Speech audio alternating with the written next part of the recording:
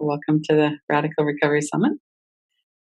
Maybe we could start with you introducing yourself and let us know what your connection is with the whole field of recovery, how you got into it, what is it that you do? I'm recovered. You're recovered. Yeah, that's my connection to the field of recovery. How did that happen? Well, I was really struck sober, actually. So I can tell you the story. And this is obviously in the context of an action figure. Yeah. We're not speaking from the absolute. We are from, but we're not right. Talking. Yeah. Mm-hmm. Well, to me, I had alcoholism, the way I define alcoholism, which is like an irritability, restlessness, and discontentment, mostly because of the mental agitation and the meaning it's given things. So I had that for a while, probably after about 6 or 7. The obsession with self was quite strong. And then about 13, I started to drink and use. And as soon as I started to drink, I realized quickly I had magnetic appeal to people in uniform. I started to have a lot of consequences with authorities. And that went on for the rest of my active life in that area. I've been run over twice in one night. A lot of things have happened, which would be almost impossible to do if you set out to do them. It's happened based on, but like we say in recovery, every time I drank, I didn't get in trouble, but every time I got in trouble, I'd been drinking and using. So that's the pattern. So, but the necessity to drink and use is very strong. And the alcoholic or addict of my type is I'm willing to pay any consequence tomorrow not to feel uncomfortable now. That's imperative. Because the mental state is really playing with time in hindsight. It's playing with time. So when you have that urge, it's such an immediate drive. You have to do almost anything right now to get what you want. So the mental addiction plays with time quite a lot. It says like when you're feeling bad, it's going to last forever. And then when you're feeling good, it's going to be very fleeting. Yeah. So it plays time like an accordion a lot of ways. So what happened to me is my life was tattooed basically by the addiction. So I went to 3 months of a program when I was young in the Bronx, New York. I got arrested many, many times, overdosed, ended up in a program in San Francisco in 1985 called Delancey Street, which was a live-in program. I'm familiar with that. Mm-hmm. Yeah, I went in there. I knew a little bit about it because a girlfriend of mine tried to drop me off there about 6 months before I went. She became my ex-girlfriend very quickly, but she had tried to get rid of me. And then when another day where the floor had dropped out, I remembered this place. So I walked down there and I sat on a bench and waited for them to do whatever they're going to do with me. So they interview you, and I don't think there's a high bar of standards they're looking for a person, but I must have met them. So they accepted me. And then I was in that program for 2 years. I lived there. And I really actually thrive in an institutional setting. I do much better when people are telling me what to do. So I lived there for 85 to 87, went to college, actually felt quite good there. I had friends, I was participating. I ran the entertainment division of the place. So I was a very popular person because a lot of people could never leave the place for the first year. So I got all the videos, scheduling. So I was like the czar of entertainment. Mm-hmm. And I had to be dealing with 300 people. So it was quite good. I had to think of what other people would like of that. So I stayed there for 2 years, and then they had another meeting with me about 20 months into it, and they said, "Hey, we'd like you to stay for 5 more years, make a commitment." And I said, "Well, Are there any other options? I don't know if I want to stay 5 more years. And they said, yeah, there's a workout program. And the Delancey Street was pretty trippy because they had a very good advertising campaign. They worked very close to with the city of San Francisco. We used to go politicking. We would give out leaflets for certain candidates, yeah? So they got a lot of political favors. And they had a great idea. They said their success rate was like 98% or something. But you had to read the fine print. The only way you could stay sober there was never to leave Delancey Street Okay. for the rest of your life. So I wasn't keen on that. So I went into this program, followed it for 4 months. You had to get a job, outside job, open a checking account, get a car. And after 4 months, you could move out if you found a place to live. So I did, found a place to live. Moved in, and very shortly thereafter, that irritability and restlessness and discontent became very loud. And I listened to it, and I went to where it told me, which is go back to an old bar I used to go to. Because I'd come to a conclusion after about a year in the program, Delancey Street, that my problem was narcotics, which was true, but I could probably drink. I didn't run this by anyone in the program. I just sort of filed it away. And when I got out, that was still there. So I decided I could drink. I went to this bar I knew. I had my first beer in over 2 years. And nothing happened. I had a second beer. Halfway through, it wasn't enough for me. I wanted more. Whatever more is. Could be more alcohol, but for me, it's narcotics. So I looked around the room. Same old guy that used to sell more there was selling it. So I kissed his ass, got some more, went to my car and did some more. And then I went on a 10-month run, and really, there's a statement in recovery called pitiful, demoralized, pitiful, incomprehensible demoralization. I have felt that many, many times. So this was where I landed once again. So 10 months, I ended up in a trailer park, March 20th, I think, 1988. And I'm just trying to drink. I didn't know the guy who I was with. I came to, basically, and I was sitting in his trailer drinking a cheap bottle of vodka, Royal Gate vodka. And I looked at him and I said to myself, he had a big head, bulbous nose, varicose veins. And I said to myself, this guy's a bum. But lo and behold, he was looking at me like I was a bum. And that was the moment of clarity, we say in AA. It was almost like a portal opened and a download occurred into whatever I am, whatever mail slot this is. And it didn't stop in my head because I had admitted many times I was an alcoholic to get alcohol and shit. It went to what you would call your innermost. And it was a CNN news flash, not a headline. I'll use a different word, but it was, I'm screwed. Yeah. So that's never changed ever since for 29 years. So I realized I'm not managerial quality, like to my core, as this GPS, that I had been following. And so suddenly I got to stay at someone's house that night, an ex-girlfriend. And the next day I went to my first meeting, and I've been going ever since. But see, to me, it's been in a way very easy because the urge was removed. I don't have an urge, and I haven't thought of or felt like doing drugs or alcohol 29 years. So I don't even need skillful means, really. I need a way of life to stay sober and to deal with what we recover from. We don't recover from drinking, obviously. I recovered from drinking in 1 day. But you recover, that's called recovery. It's not called stop drinking. Recovery is that you recover from what obviously motivates or produces the need to drink and use. And it could be shopping or sex, whatever. Just trying to get some immediate relief from a chronic condition. So that's what happened. And I've been, I participated in AA for a long time now, 29 years. And the thing isn't about getting sober, it's staying sober.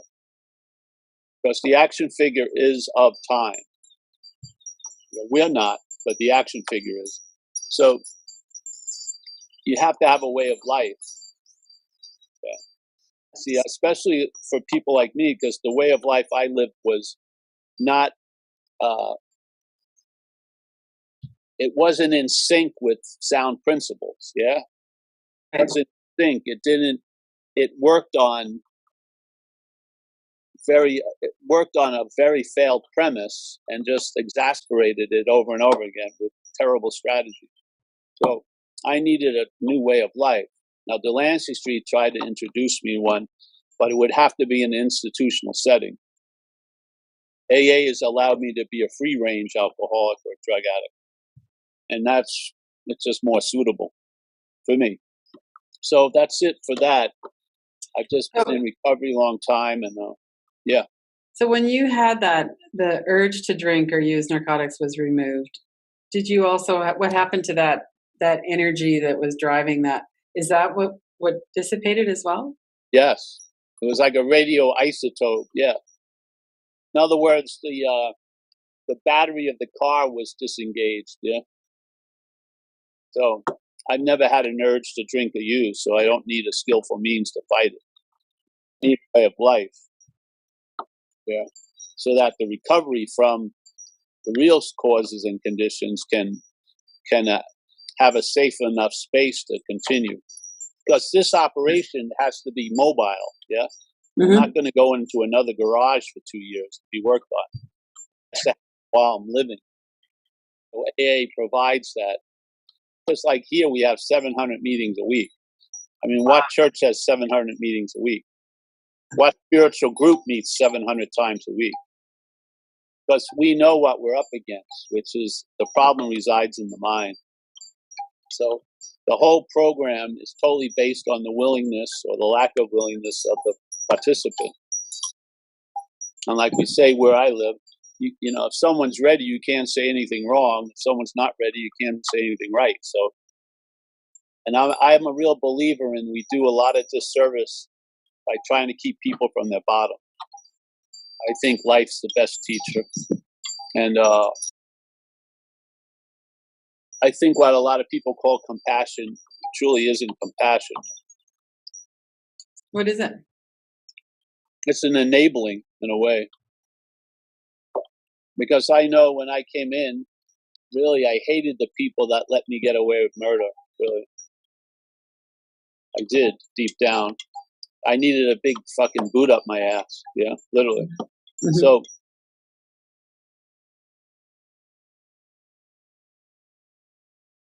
you know, what's radical recovery? Not really. Radical recovery, you know, looks quite ordinary, in my view. So, and you know, there's like the Course in Miracles says, there's a lot of levels. So there's level confusion. And I'm a believer that a lot of times people are trying to apply a solution from one level to another level where it doesn't work, which is sort of like someone is on one level where his house is on fire and he's getting burnt up. He doesn't need the message, there is no house and there's no fire. He needs a pail of water. Maybe when the fire, quote unquote, is out, you can entertain other possibilities. But people trying to use non-duality as a skillful means doesn't work for me, to tell you the truth. Yeah, I agree. Yeah, that's been my experience as well. Yeah, so to me, non-duality illuminates whatever path you're on. It's not a path to illumination. Yeah. Yeah, so I don't like when everyone's trying to do all this crossbreeding. I don't think it works, really. Because I see a lot of drunk Buddhists. You know, if AA is for you, just like the Course in Miracles says, hey, if you're reading this book may be for you. So if you find yourself in an AA meeting, maybe AA is for you. Yeah? Yeah. Any other questions? Or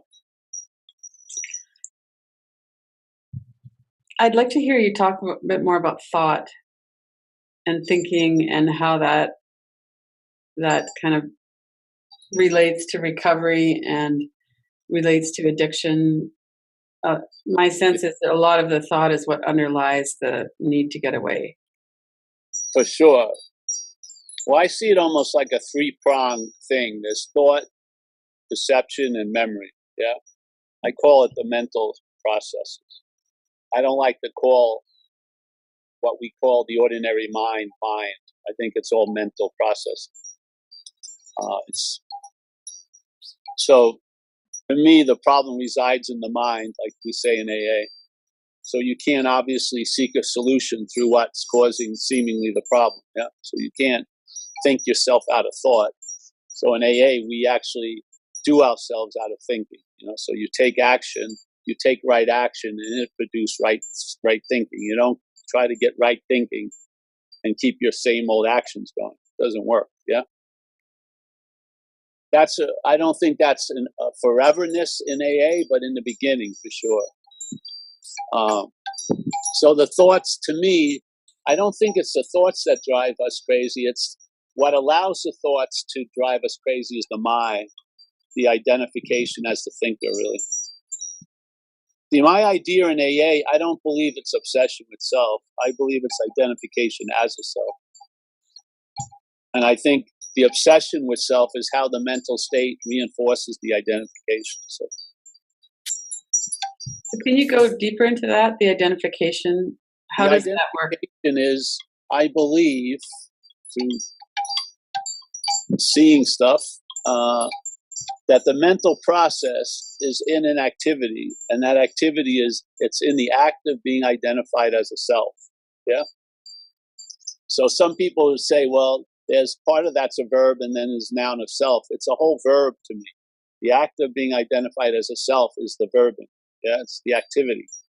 So the mental state is always through thought and interpreting feelings and memories. It's in the act of being identified as a self. It's in the act of being the one the memories are about, the one who's the thinker of the thoughts, the one who's the feeler of the feelings, the one who's the doer of the doing. So to me, it's claimed, its main movement is claiming. So it claims whatever it comes in contact with. So it cognizes thoughts. It becomes aware of thoughts, and then it uses the thoughts to claim that there's a thinker of them. Yeah, that's where I think the bondage is. So thoughts are just thoughts, because you could have a thought, and if I see it as yours, it has no effect on me. But the same thought held as mine could have a huge effect. So it's not the thought, obviously. The thought is just being used. It's the my. And what's using it is us, really. I believe we're reality.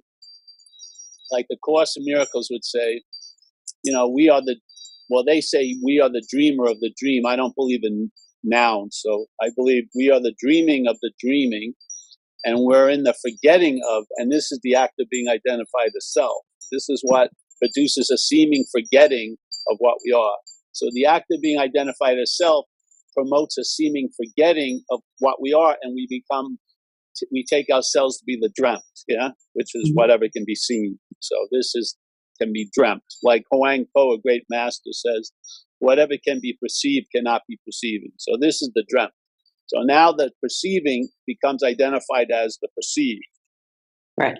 And then the mental state, its whole story is to keep being in the act of being identified as a self, because you can't be a self, but you can seemingly be in the act of being identified as a self.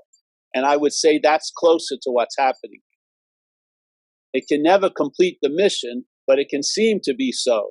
See, because what it does, it's very tricky, because it's a process that comes after that implies it's before. So when you're listening to all of the activity of being identified as a self, there's a feeling that there's a you listening to it. See? So the product implies it's before the production. It's unbelievable, really, if you see it. So, because we think there's time like linear, mental state's not playing by those rules. It's implying what comes after to be before, like a lot of the time. Yeah. So you're an afterthought that's implied to be before thoughts. Yeah, that's why you can assume you're the thinker, because you believe you're before thoughts, but you're not. The idea of being a thinker is a thought. This is what I believe is the act of being identified as a self. So you're not a self, but in a sense, at that point, you're not really sensing what you are because you're believing the act of being identified as a self. So you're in the act of being identified as, and you never become a self because it's impossible. So basically in time, what's not so can seem to be so in time. So in no time, this is totally impossibility. In time, it can seem to be that I'm a self. Yeah. Because of the accumulation of the experience of all the claiming of it all. It's sort of like if you saw it as consciousness, no-thingness, entertaining an idea like bait. And once it grabs the bait, it becomes a fish, seemingly. And then when it becomes a seeming fish, it feels it's a historical fish. So now there's a huge story of being a fish for quite a while, and then a future projection, now I'm going to be a fish. Happens right now, yeah? Once it bites. So the bait here is the act of being identified as a self. And then, all right, now you're that which bit. You were there before, and you've been biting for a long time, and you're going to be biting. Yes, that's it. So when that's in place, when the identification is as a self is in place, seemingly, then your wanting to be free is always based on as that. That ain't freedom. You see, that's the driving force of addiction. Addiction never satiates because it's erroneous. It's off. You're trying to get out of something you're not in. Mm-hmm. Therefore, it gets used to reinforce the idea that you're in something. You think you're getting out, and spirituality is not fucking immune to that. Right. It's just more flamboyant, but there's spiritual seeking is an addiction. You're shooting up for peak experiences. Yeah, you go through some hellish thing, and then you have a great whack, and then it's like shooting dope. It's just the same thing, really. And you suffer the pangs and the remorse when you feel like you've lost the awakening, which is insane.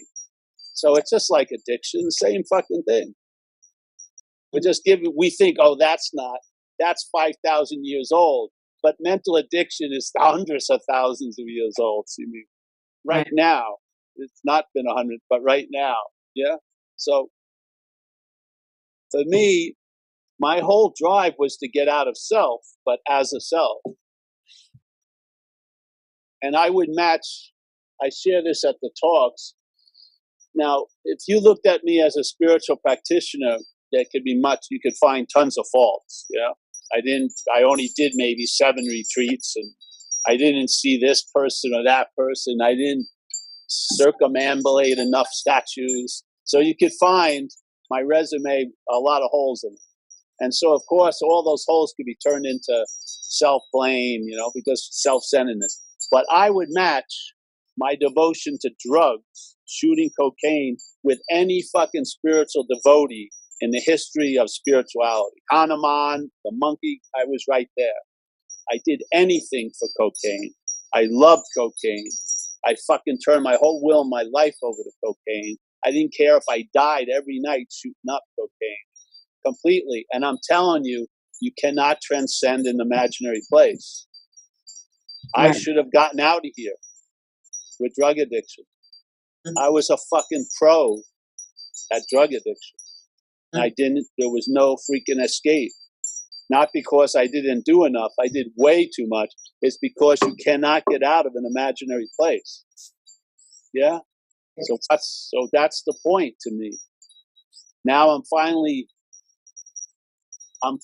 out of here by being completely here. And the only reason why I can be completely here is I know it's not true. If it was true, I'd want to get out of here. It would make total sense to get out of this place. Now I realize it's not true. So I'm completely in the place and obviously out of the place in a weird way. So I think there is, the way I see things work really has a logic to itself once you get keyed into it. And then you'll see how illogical the insanity of the self-centered system is. Yeah? Totally, totally insane. You're trying to get out of something you can't be in, and you're trying to get in, let's say, the moment, which you can't be out of. Fully fucking ass backwards. If that premise is in place, it's just geometrically progressing in time and space. It's getting more neurotic, more flipped out, more exotic, trying exotic solutions, but you can't, it's not working. Nothing radical to me would be always available at all times. Not like fucking hanging over a cliff with a shaman and doing tons of shit like that. I'm talking having availability of relief at all times, no matter what's fucking going on. That to me is radical. It's radical ordinariness, really. Yeah. Why do people not see that? What's in the way of people? Because there's people. It's just part of how we operate? We don't, but it's the system, sure, and there's nothing right or wrong with it. To me, it's like the Course says it beautifully. It says, you and I are the dreaming of the dream, and what we're going to do is we're going to dream ourselves out of the dream, like an interview like this. And as we do, the dream's going to get happier. Not forever, it's going to end, but it's going to get happier. That's what I believe is happening here. Some people are dragging their feet, other people are running with it, but it's inevitably, nothing ever really happened here, hasn't. Nothing's changed the unchangeable. No heinous crime I committed, which I have committed many, has left any lasting effect on what is. I mean, yeah. So, because first of all, people they still think it's an experience. They're looking for a fucking experience in non-duality, which it doesn't offer an experience. If it did, it wouldn't be non-duality. It would be something else, It would be non-duality in duality, yeah? You know what I mean? Yeah. And you could sell it, but it doesn't have any experience. People keep wanting to have it. They want to be there to get it. It's like a stubborn, like they can't seem, because I did a talk in Ireland, and a guy was there who had been listening to the talks, the website. And then he says, you seem to imply that you're not a body quite a lot and stuff like that. And he says, it seems like it's so easy to imply it, but I find it super difficult. And I go, yeah, because what's saying that is the body.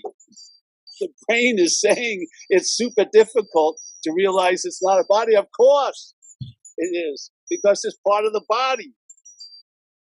How is system isn't going to go, okay, it's going to try to negate everything other than the system. If it can't absorb it, it'll just say, fuck it, You have to see, it's just seeing what you're not is the clue to me. Not trying to convince what you're not to be what it's not, Just fucking see what you're not. And that's what you are, is basically the seeing of what you're not. So I don't know why, with people on the consequential level of AA, we're overmatched. Something has us. I call it a parasite, yeah? Some other people call it a demonic intelligence, but I believe alcoholism is like a mental parasite that affixes on the root of self-centeredness, of identification as self. So identification as self would be basically the custom model would, let's say, be acoustic. And then you add alcoholism and it's electric, so the fucking solos are longer and more shit happens. And bigger drum solos.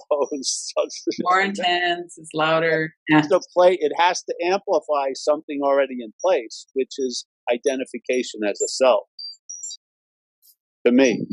And that's why a lot of times you get relief from alcoholism, but you still don't get relief from the identification as self.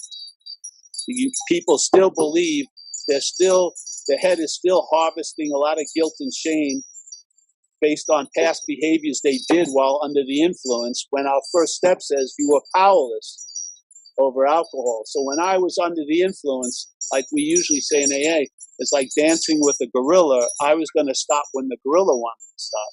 That seems to give you an out from all that guilt and shame that's being harvested. Because Mhm. I was apt to do almost anything under the influence. Yet the head will still keep harvesting because the identification of self isn't necessarily affected by getting relief from alcoholism. Right. It isn't. So to me, that's the mother of it all. The mother of all addictions is everyone, all the other addictions are trying to get out of that addiction, which is the mental state's addiction to being a self. That's how I see it. But, when people come in, you deal with the level that they're presenting as. So if someone comes in with a lot of trauma, childhood trauma or whatever, and there's a fear of not being comfortable being present with the energy and the memories, all that stuff, very identified with that experience, and they just want out. So how does that relate to what you've been just talking about with identification with the self? Well, they can always ask, who is it that wants out? You can always use self-inquiry as a skillful means there. Ask, who is it that wants to get out?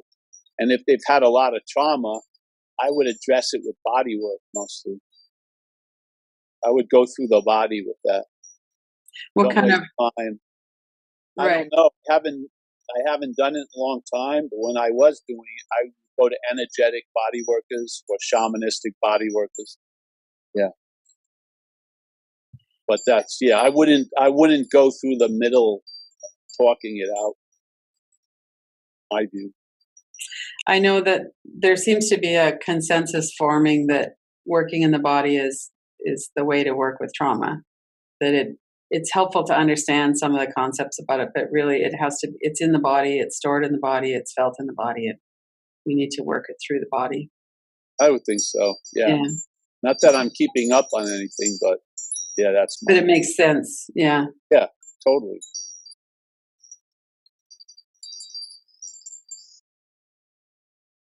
You've been around the recovery world for a long time and you do a lot of talks and you talk to a lot of people.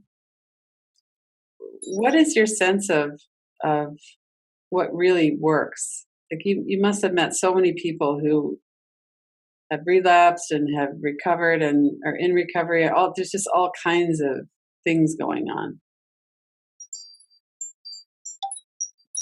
Well, at the end, that's all based on the situation, Like if I did a talk on the 12 steps, it would be different every day that I gave a talk. Mm-hmm. But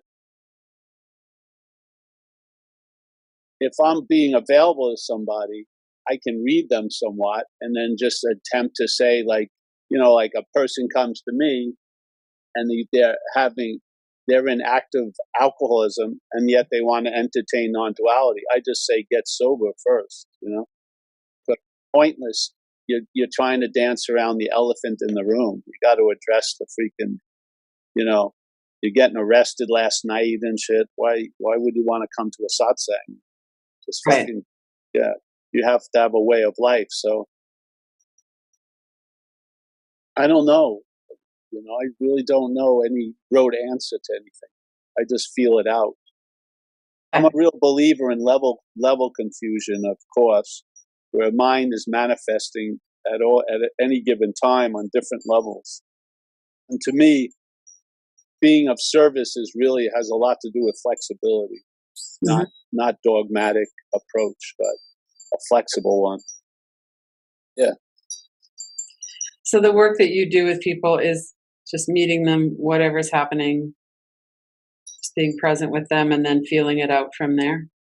Well, I have a couple of different seat assignments. I'm in recovery, so I work with people there differently because in non-duality, it's not about help. What do you mean? I don't want to be helpful in non-duality. That to me it doesn't go with it. I want to leave people with nothing on a consistent basis so then they can see it's everything. Yeah. And sometimes you need to starve them of help. They'll find out they're actually inherently okay. Yeah. AA is a different story. Their help is helpful. Yeah. Yeah. So to me, usually I read people the way I read them. Sometimes some of them need to get the externals down first. They got to go to a number of meetings, go to different kinds of meetings, sit in the front, pay attention, say hello to newcomers. Basically do that for a while. Get a sense of identification with the problem. Yeah. And then start doing the work, step work. And to me, I like to approach it with seeing how there's a statement on page 64 in the big book that I don't believe gets presented correctly in most cases. So I do it this way. So it says, being convinced, which is a present tense activity. I'm being convinced right now by my own observation that that self manifested in various ways is what has defeated us. Yeah? I'm convinced of that now. I am right now convinced of that. Yes? So it's present tense. Being convinced that self, meaning the feeling of being a long-lasting, independent, separate entity. I don't see the word self to represent ego.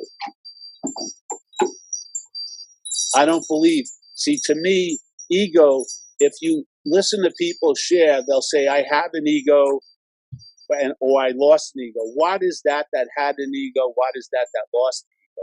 To me, that's the bondage of self, is the sense of one. Yeah? Ego to me is an objectification of self by self. That's all it is to me. I think it's a fucking goose hunt. It's a wild goose hunt to try to work on that. Yeah? Humbly. So, being convinced that self, because he could have said being convinced that ego manifests in various ways, but he doesn't. He says being convinced that self manifested in various ways is what has defeated us. So he separates the two, which is beautiful. We're the us, and then there's this foreign installment or a fucking GPS or parasite self that when it somehow attaches or adheres to this system can defeat it through its manifestations. All right, so it says if you're convinced of that, let's look at its common manifestations. Its meaning self.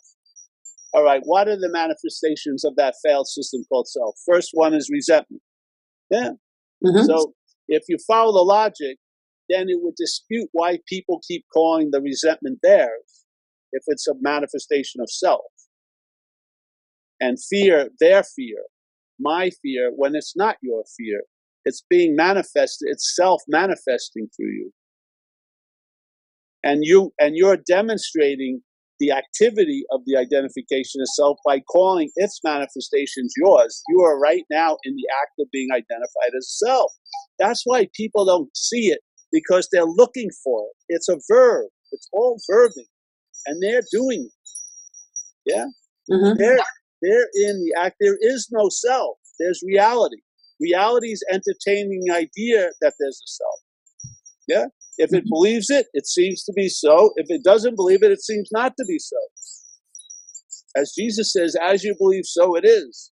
So basically, this is what's happening. This whole place is an activity. Nothing's happening to us. It's all happening. So if you can see it in that view, you'll see it. And what's beautiful about activities, they can stop. Yes? If you see it as an activity, and you're the longer activity, which is the dreaming of, then a possibility arises that wasn't available before. Like it happened to me distinctly around my 9th year sobriety, when I saw self as a foreign installment. The next thing I could do is I could entertain being free from it. As soon as I saw it wasn't me, hey, I can be free from it, where before it was always being free as it, or through it, or by it. I, as that, was going to become free. It's total craziness. So as soon as the horse was put before the cart, things have made sense ever since. And it's actually, at this point, was the last answer, because I haven't looked for any other fucking answer in years. So obviously, I would say the greatest answer of all would be the last time you needed an answer. And so bammo. How does this apply in AA? Fuck, it applies greatly. Because if you get to the exact nature of wrong, you'll see it as identification as something you're not. Then what happens? Thoughts are seen more as thoughts than yours. Feelings are feelings. They come and go, not your feelings, not spinning a huge web that goes past and future. Actions, you're much more able to accept what you've done because you're not the doing of it, really. So you become more accountable than ever. All this starts happening, and then you know the tree by its fruits. You recognize and the solution is an activity also. You recognize the solution, the problem from the solution. That's the only way you're ever going to really see it.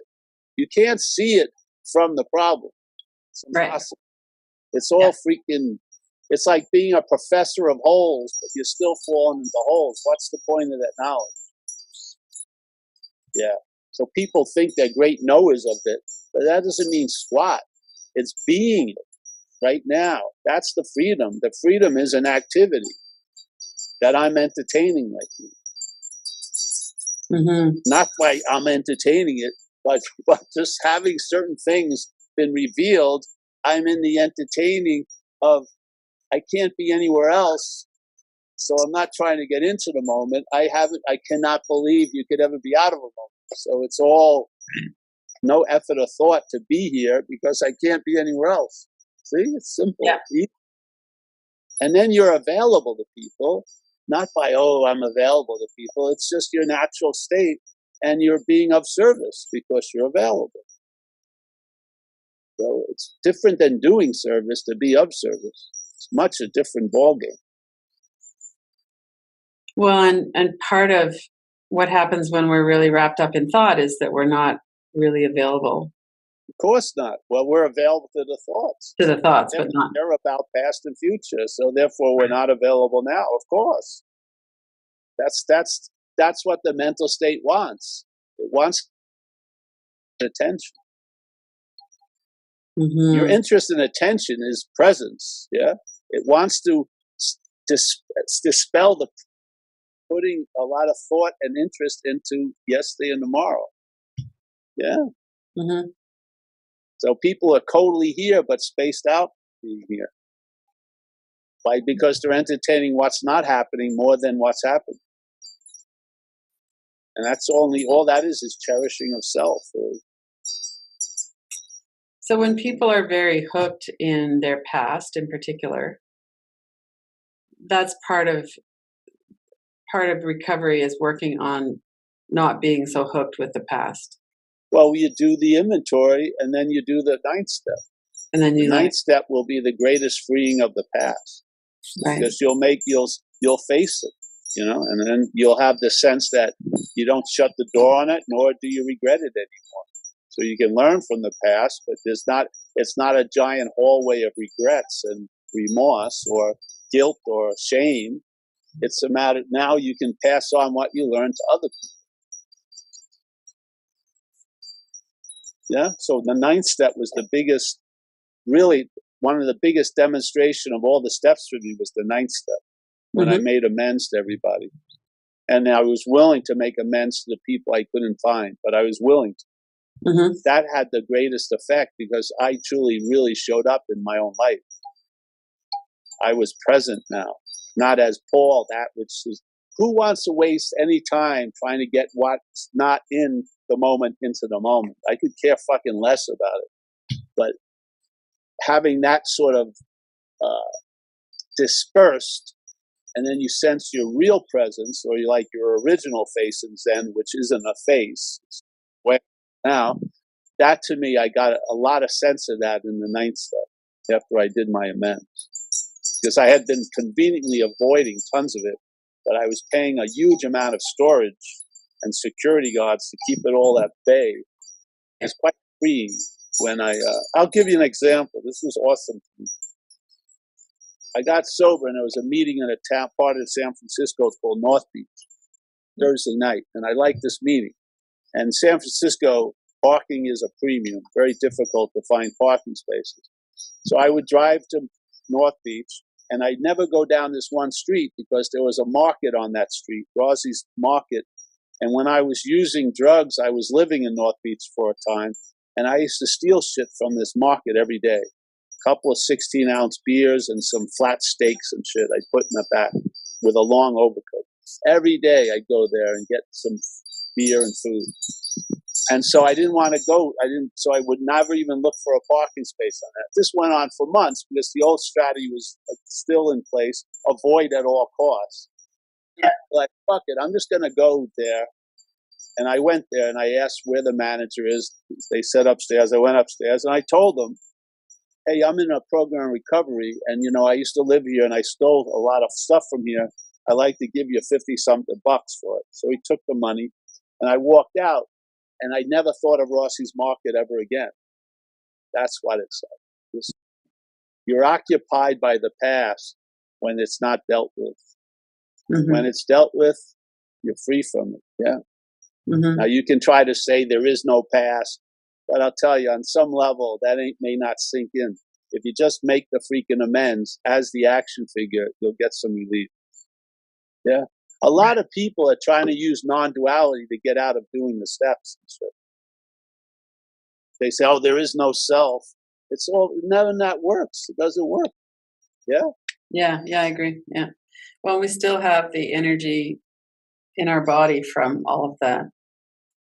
And if and so move your body to that place and tell what happened. And always, I was taught always to mention recovery when you're making the amends.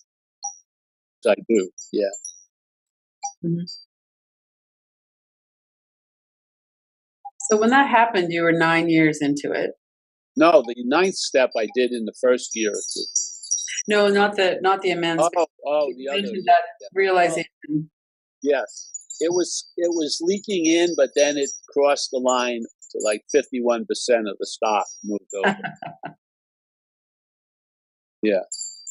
So I saw the word self in a whole new light, and the whole book meant a lot. I took out of the book a lot of new meaning from it. Yeah. Yeah. And basically how that's what I was doing. Since I was 3 years sober, I started doing talks in AA. And then we did a website, and people from outside of AA got in touch with me. And then I started doing talks at places. Then I saw spiritual seeking as an addiction. And then I got niched into non-duality or something.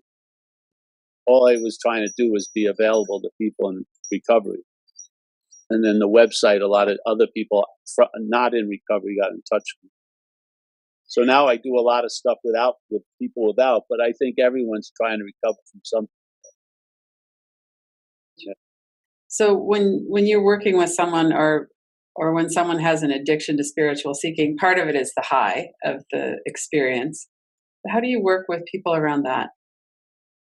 Well, I do it with jokes usually. Yeah. Like, I've done it at meetings I've done. See, the difference between that addiction and drug addiction is there's no intervention with spiritual addiction. So I act like I'm taking someone out of the room, put down those DVDs, sign up for another retreat. It's through humor, really. Basically showing how absurd it is and that it's no different than other addictions. It's not in a rarefied position. Selfing will claim it just as easy as it will a fucking act of stealing us from a drugstore. It's going to claim the spiritual practices. Yeah. There's a famous saying I love of Ramana. It usually implies the solution is self-inquiry, but I just state the problem, which is the presupposing of a non-existent thing that wants to get salvation for the non-existent thing. That's basically the essence of the act of being identified as self. So it's not a supposing or assuming, but it pre-assumes. So when you assume it and the reality believes it, it puts it prior to what it came after, really. That's the Heist find. And it says, all right, if that's going on, then your spiritual practices themselves are reinforcing the non-existent thing. How can they destroy it? So I think that's what spiritually seeking falls under in most cases. To me, it's loss of interest is the gateway to what's happening, not interest. Loss of interest. Loss of interest in thought, Loss of identification. interest in a lot of things. Spirituality. Loss of interest in a lot of fucking things. That to me is presence. Presence is undirected interest and attention, basically. The mental state wants to constantly direct our interest and attention. When you get free to that, that's the sense of presence. It's undirected interest, intention. It's just there, has enough to deal with what's happening, and it's like a weather front. Yeah. So I find it's really more about a loss of interest in things than a gaining interest in anything. Yeah, the non-duality.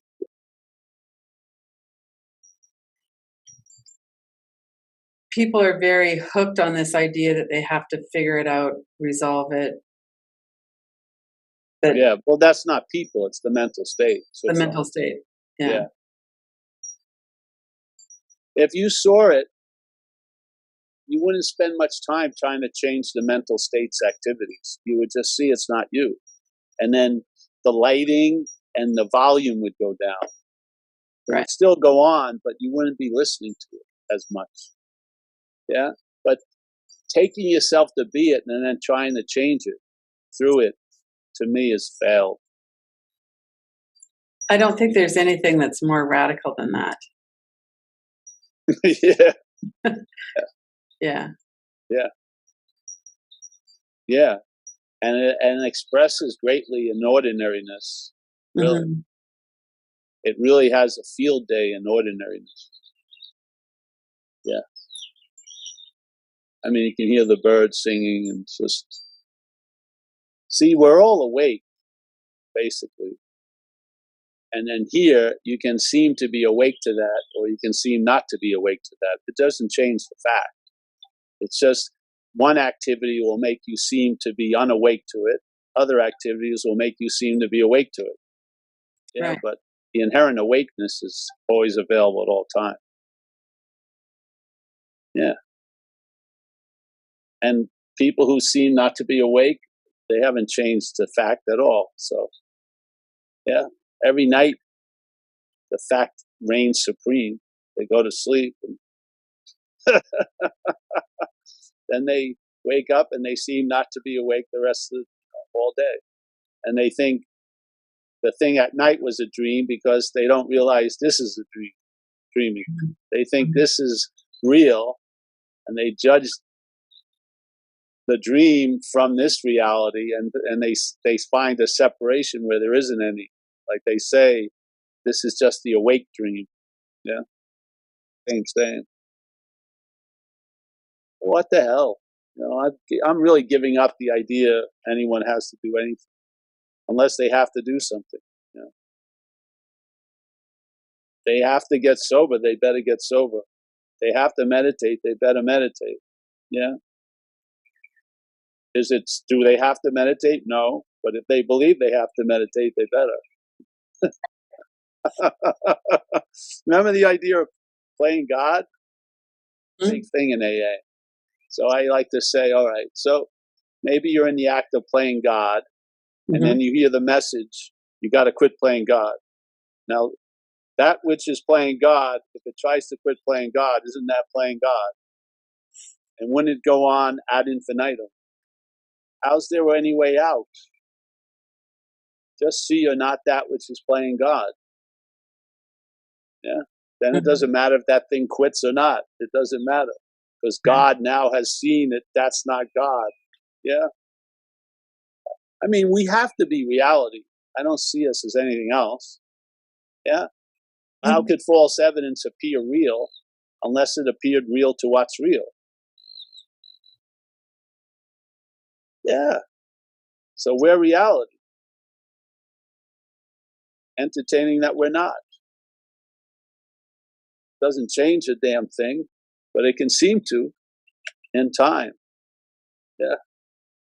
Well, and there we get back to time again. Time is huge here. It's the biggest influence of all. Oh, unbelievable.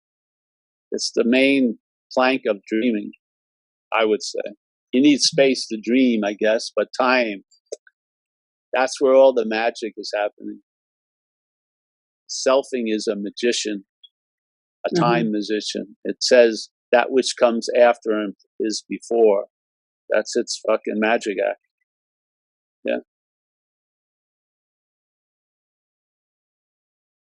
Point is maybe you're not going to change it. Why not? But if you didn't take yourself so seriously, you'd be able to travel lighter through it all. Yeah. And really, after a while of that happening, you realize what more do you want, basically. You may call it enlightenment, but really, if you felt satisfied and content right now, you wouldn't be thinking or looking for enlightenment. I'm telling you. You would have absolutely no interest in it. Yeah, you'd just be listening to the bird. Exactly. Yeah. Yeah. Well, thank you for being part of this. And so does Scott, and it'll be interesting. I'm glad that your voice is part of this summit, because it's a deeper level than what a lot of people would be really looking at it from, and it's important to have this as part of that. Paul is the author of 2 books, Under Arrest and The Escape to Everywhere. Both are available through his website and on Amazon. You can contact Paul and learn more about his work at his website, www.zenbitchslap.com, ZenBitchslap.com, and on his YouTube channel.